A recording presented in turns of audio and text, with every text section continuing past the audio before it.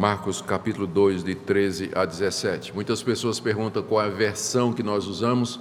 Aqui nós usamos a Almeida atualizada, que na verdade é a Bíblia mais usada no Brasil, Almeida atualizada. Depois dela tem não é bem concorrência, tem as alternativas, tem a nova versão na linguagem de hoje, tem a Almeida corrigida, que é uma versão anterior a essa, e tem várias outras traduções menores, que têm surgido há pouco tempo, mas a atualizada ainda é a versão mais usada em nosso país, e é a versão, não é oficial, porque não há uma decisão oficial da Igreja Presbiteriana do Brasil sobre isso, mas oficiosamente é a versão que a gente usa dentro das IPBs, das Igrejas Presbiterianas, é essa versão aqui. Muito bem, Marcos 2, de 13 em diante. De novo saiu Jesus para junto do mar, e toda a multidão vinha ao seu encontro, e ele os ensinava. Quando ia passando, viu a Levi, filho de Alfeu, sentado na coletoria, e disse-lhe: segue-me. Ele se levantou e o seguiu. Achando-se Jesus à mesa na casa de Levi, estavam juntamente com ele e com seus discípulos muitos publicanos e pecadores, porque estes eram em grande número e também o seguiam. Os escribas dos fariseus, vendo-o comer em companhia dos pecadores e publicanos, perguntavam aos discípulos dele: por que come e bebe ele com os publicanos e pecadores?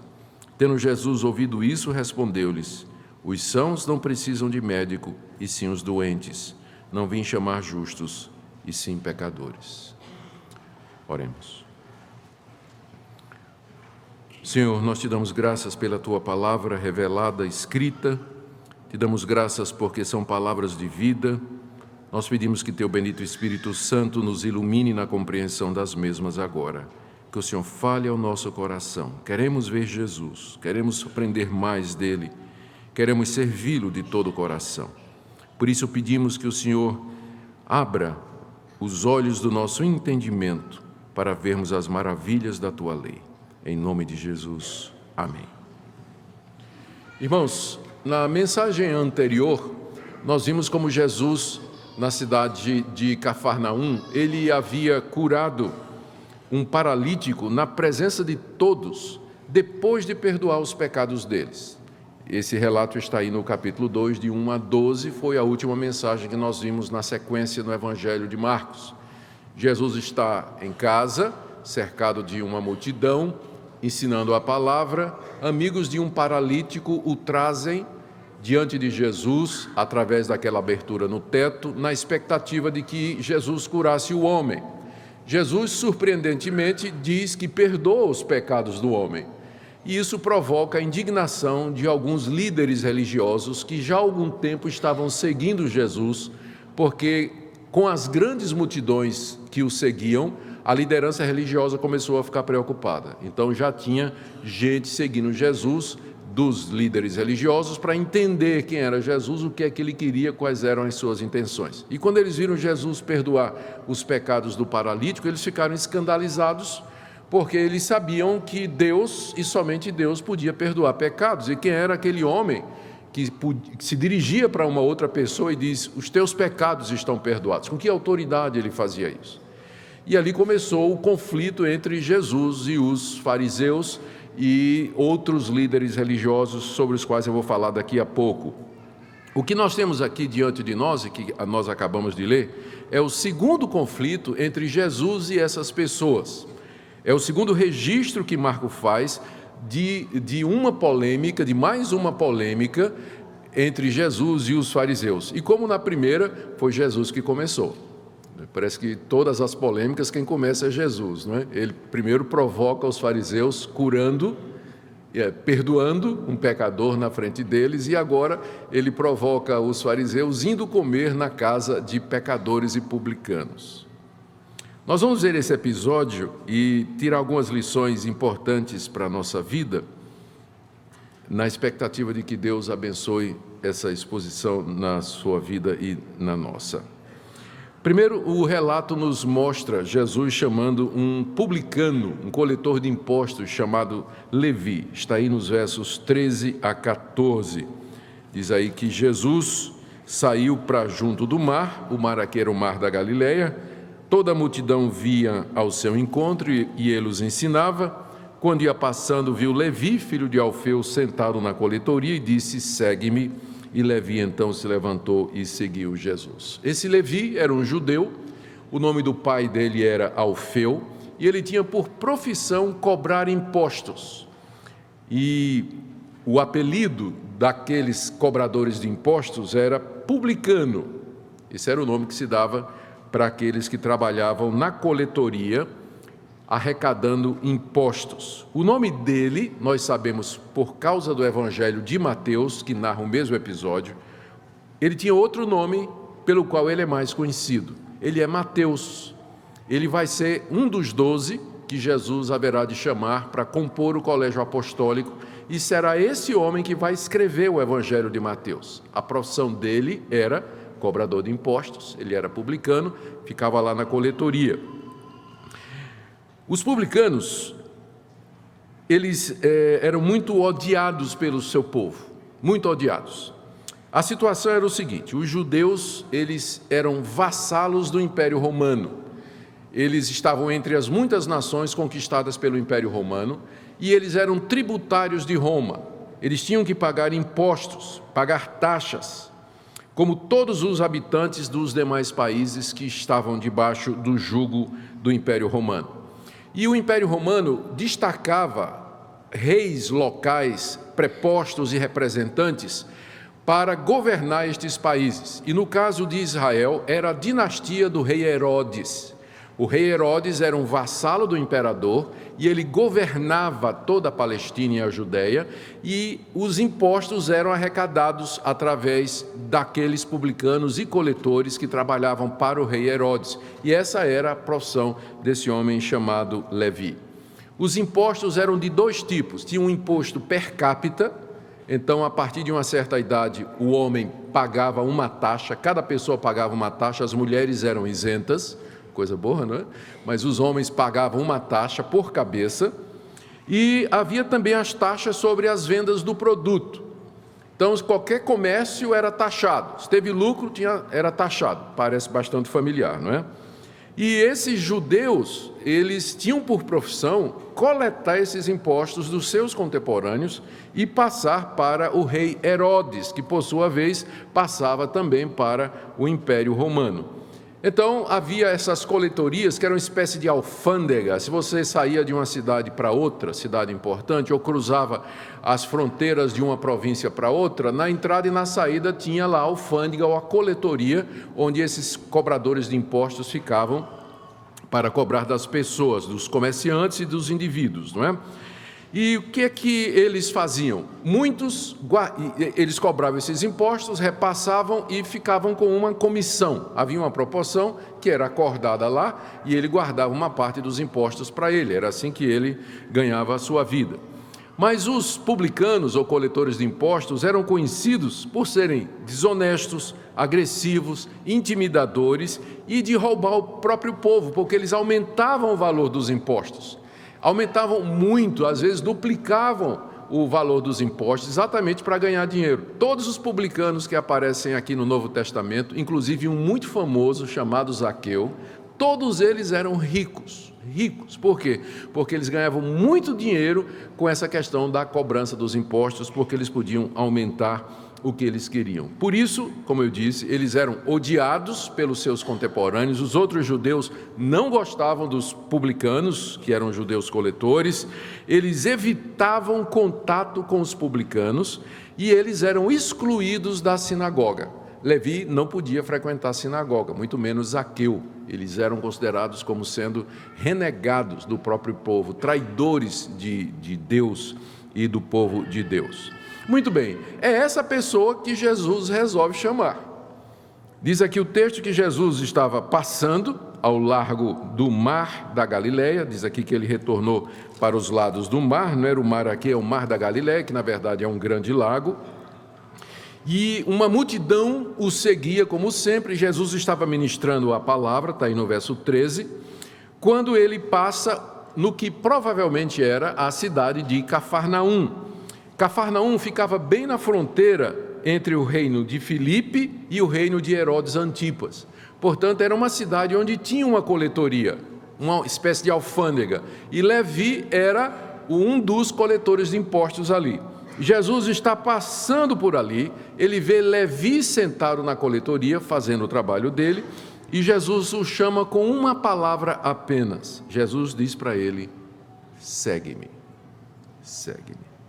O chamado a essa altura era para que Levi se tornasse um discípulo de Jesus, como antes Jesus havia chamado Simão e André, Tiago e João. Nós vimos isso no capítulo 1, 16 a 20. Jesus, passando por essa mesma região, vê 4 pescadores e ele chama os pescadores e diz: venham após mim e eu farei de vocês pescadores de homens. Agora ele faz o mesmo chamado para um coletor de impostos, chamado Levi. Levi já conhecia Jesus, porque aquela região é a região onde Jesus já vinha ministrando há algum tempo. Levi viu os milagres de Jesus, ele ouviu o ensino de Jesus. Jesus agora, quando diz segue-me, ele não está chamando Levi para a conversão, no sentido de que Levi se arrependesse dos seus pecados e cresce, porque provavelmente a essa altura Levi já era um crente em Jesus, ele já cria em Jesus, ou estava interessado em Jesus, aberto para Jesus. Jesus agora o chama para ser um discípulo, um seguidor envolvido completamente com ele. E o resultado é que depois da chamada, olha o que diz o texto aí no verso 14, Levi se levantou da sua cadeira onde estava, deixou tudo para trás e seguiu Jesus.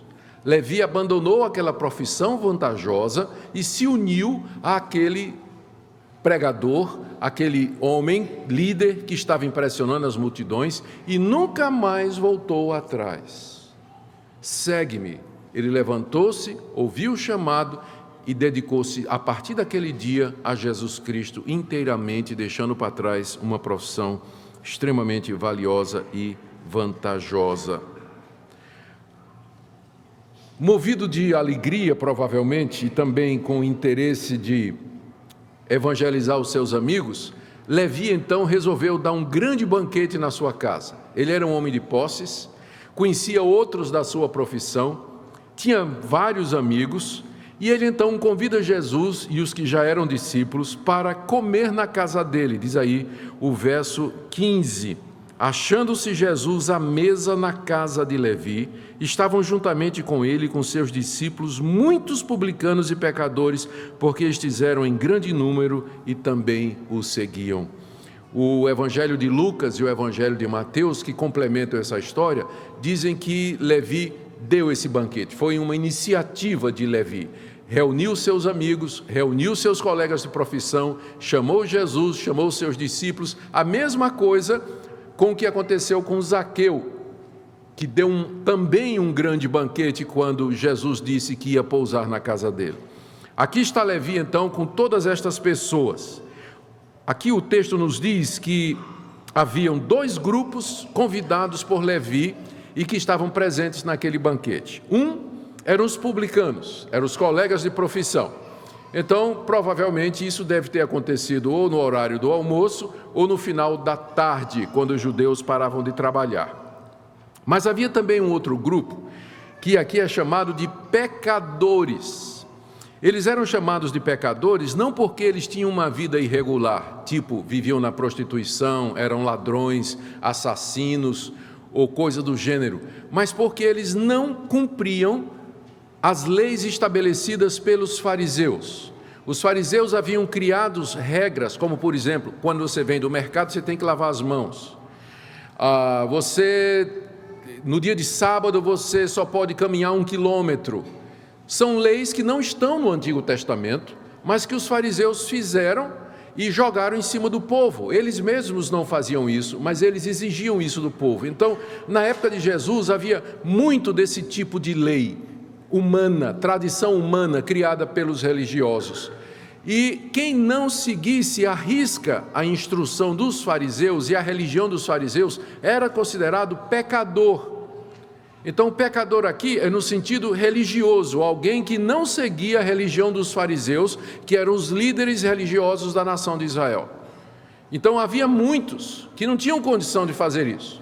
Ou gente como, por exemplo, o próprio Levi, que tinha que se juntar ou cobrar impostos desse pessoal. Então eles eram considerados como pecadores, e não havia contato nenhum com eles. Diz aqui o texto que eles eram numerosos e mais, que eles seguiam Jesus. Jesus havia atraído esse pessoal se sentia rejeitado pelos líderes, rejeitado pelos religiosos, mas encontraram abrigo em Jesus.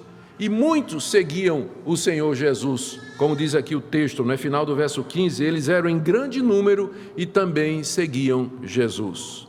Então vocês podem perceber por que os fariseus, eles viviam com a pulga atrás da orelha, atrás de Jesus Cristo, porque a turma de Jesus era a turma da pesada. Jesus andava com gente não recomendável, ele atraía para si aquele pessoal que não era um pessoal de boa reputação, né? Publicanos, pecadores, essa era a turma que andava com Jesus. E aí os fariseus diziam, quem é esse cidadão? Primeiro ele vem dizendo que pode perdoar pecados, e agora ele está se juntando com essa turma, como é que é isso, não é? Os escribas e fariseus, eles não andavam com esse pessoal, se separavam completamente. E aí não demorou muito, verso 16, Jesus começa a ser criticado. Os escribas dos fariseus, vendo-o comer em companhia dos pecadores e publicanos, perguntavam aos discípulos de Jesus: por que come e bebe ele com publicanos e pecadores? A gente, para entender o peso disso aqui, tem que se lembrar o que é que comer junto representava no Antigo Oriente. Era a maneira mais expressiva de você demonstrar amizade, era você sentar à mesa com alguém. Era assim que os orientais mostravam amizade, intimidade. Comer com alguém significava dizer: você é meu amigo, eu faço parte do círculo de amizade sua, e você do meu círculo também. Nós estamos ligados, compartilhamos as mesmas coisas. Então comer junto naquele tempo tinha uma força muito maior do que tem hoje. Hoje a gente sai para comer com as pessoas e come, é um momento público, social, mas isso não estabelece laços. Mas entre os orientais, comer junto significava dizer: você é de casa, você é meu amigo, a partir de hoje nós estamos relacionados. Então, é por isso que os escribas e fariseus, eles ficaram tão escandalizados quando Jesus entra na casa de Levi para comer com publicanos e pecadores. E Jesus fez isso deliberadamente, ele sabia o que a sua atitude haveria de provocar. A reação veio então dos escribas dos fariseus, segundo o verso 16. Aqui, só para lembrar o peso disso, fariseu significa separado, é isso que a palavra significa no hebraico. E os fariseus, eles nasceram, a seita dos fariseus, ela surgiu no período intertestamentário entre o profeta Malaquias e o Novo Testamento, quando os romanos quiseram obrigar os judeus a se tornarem gregos, a adotar os costumes gregos, a parar de guardar o sábado, a sacrificar ao imperador.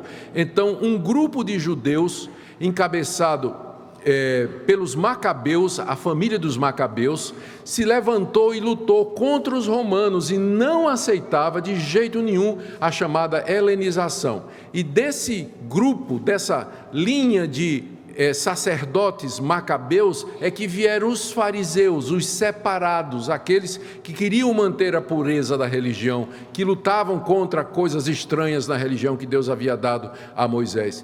E eles então se tornaram líderes religiosos em Israel, mas com o tempo eles começaram a deturpar aquilo que Deus tinha dado a Moisés, fazendo interpretações erradas da lei e acrescentando novas leis. Então eles se achavam diferentes, superiores dos outros homens, arrogantes, e não lidavam com esse tipo de gentalha, entre aspas, que Jesus atraía durante o seu ministério. Isso os deixou então furiosos quando eles viram Jesus comendo com aquelas pessoas que para eles deveriam ser completamente rejeitadas. E aí eles vieram perguntar aos discípulos, porque eles não estavam no banquete, né? Naturalmente eles nunca entrariam na casa de Levi, provavelmente depois do banquete, quando todo mundo estava saindo. Então eles chamaram assim os discípulos e disseram: ô Pedro, André, vem cá, uma pergunta, Por que o mestre de vocês entrou aqui e comeu com esses publicanos e pecadores?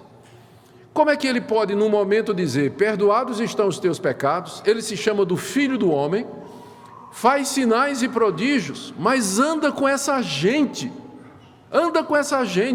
por que ele faz isso? E Jesus ouviu, e a resposta dele está aí no verso 17, e tem duas partes a resposta de Jesus. Primeiro, Jesus cita um provérbio popular, que faz muito sentido, ele diz, os sãos não precisam de médico, e sim os doentes. A resposta de Jesus aqui é que o médico vai atrás de quem está doente. O médico não vai atrás de quem tem saúde, ele vai atrás de quem precisa. Ele vai socorrer os necessitados, ele vai dar os seus conhecimentos às pessoas que estão debilitadas por algum tipo de enfermidade. Em seguida, ele faz uma aplicação para justificar a sua atitude.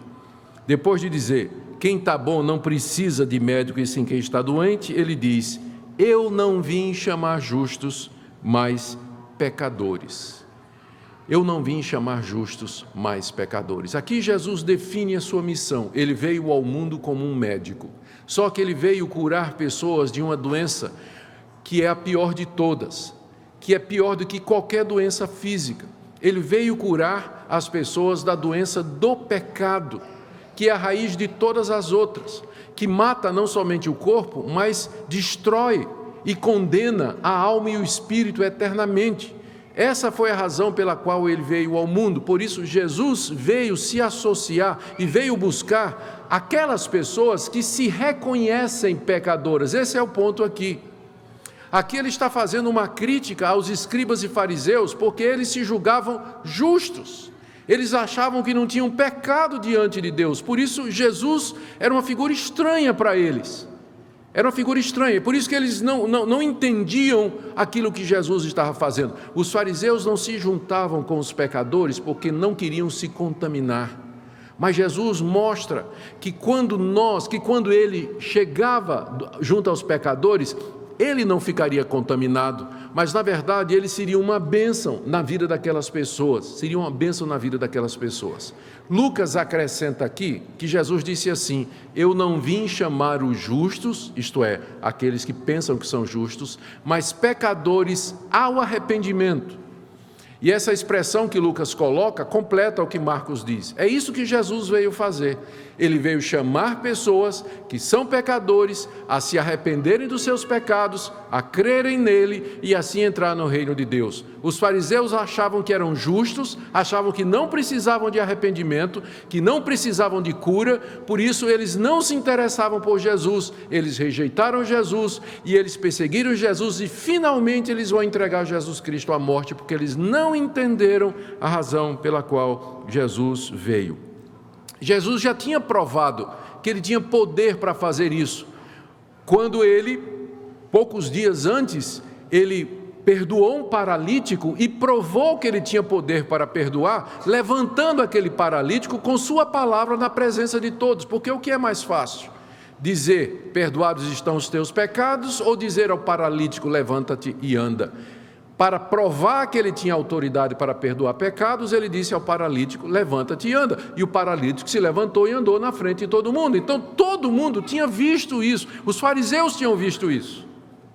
Jesus tinha provado que ele tinha poder para perdoar pecados. Ele disse, essa foi a razão pela qual eu vim ao mundo. Eu vim buscar doentes, eu vim buscar esses pecadores como Levi, eu vim buscar esses publicanos, eu vim buscar esse pessoal que sabe que é pecador. Eles sabem que são pecadores porque estão me seguindo. Diz aqui o texto, não é? Que eles eram muitos e seguiam Jesus. Por que eles seguiam Jesus? Exatamente porque eles já tinham compreendido o que é que Jesus veio fazer. E eles estavam ao lado dele. E Jesus disse, eu vim para essas pessoas, eu não vim para os religiosos, eu não vim para aqueles que acham que são justos diante de Deus, que se consideram superiores aos outros e que não veem os seus próprios pecados.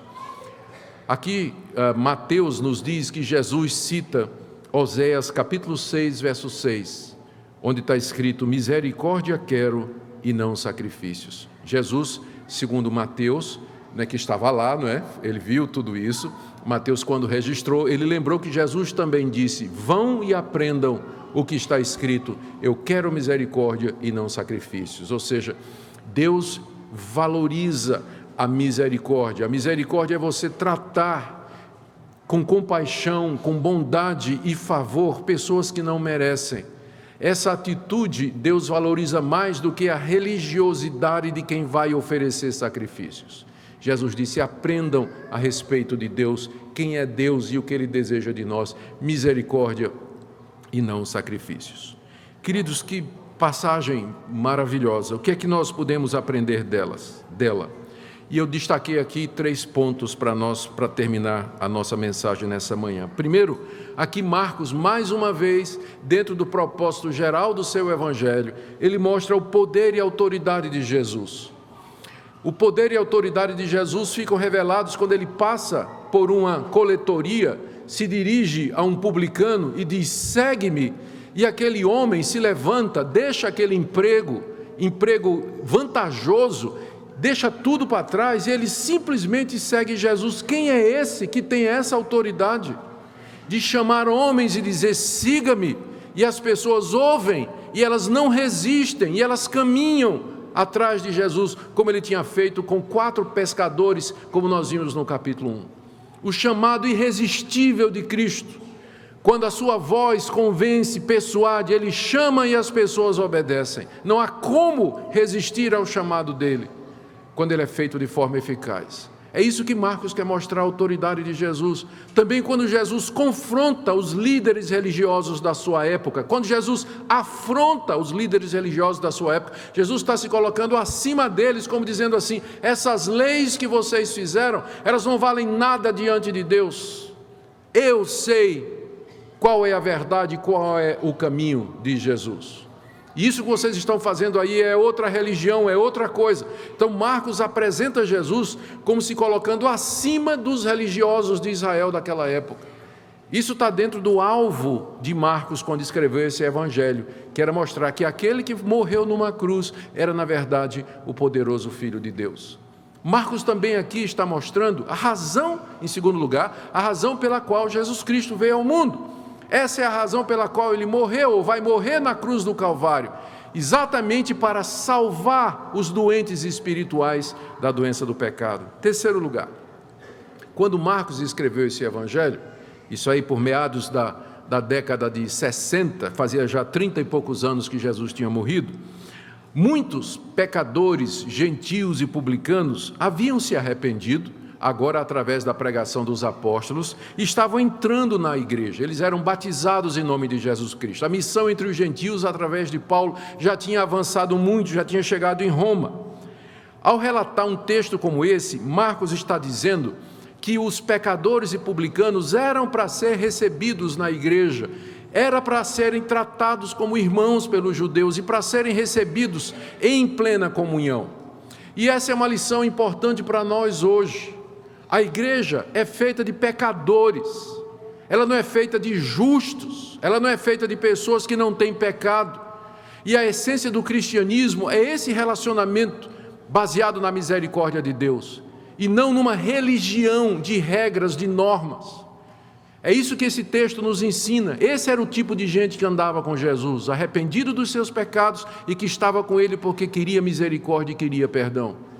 A igreja é lugar de pecadores e, portanto, nós temos que nos compreender, nós temos que nos perdoar, nós temos que nos aceitar e cuidar uns dos outros.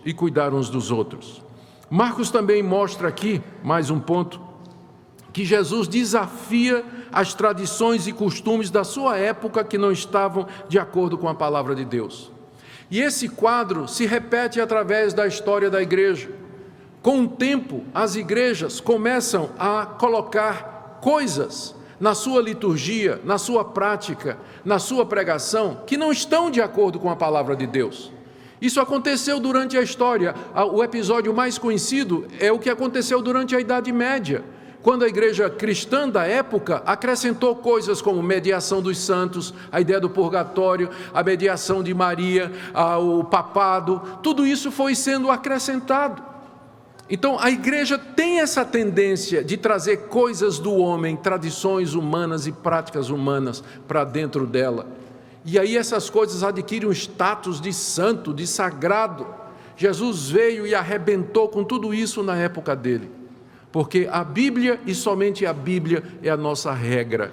Se não puder ser provado pela Bíblia, se não estiver na Bíblia, pode ter sido o fundador da igreja, pode ter sido o casal, a família mais rica da igreja que começou esse costume, que começou essa prática. Nós não nos curvaremos a tradições humanas. Nossa consciência está presa à palavra de Deus. E é isso que significa ser igreja reformada. Ela sempre está se reformando à luz da palavra de Deus, procurando cada vez mais pureza e simplicidade no seu culto, na vida dos seus membros, na pregação da palavra, na sua obra missionária. Em tudo que nós fazemos, nós queremos pureza bíblica, autoridade bíblica, como Jesus fez aqui. Ele quebrou as tradições da sua época, porque não estavam de acordo com a palavra de Deus. E nós precisamos também, irmãos, com ousadia, com firmeza, com sabedoria, com amor e firmados na palavra de Deus, mudar o que for preciso mudar, para deixar a igreja sempre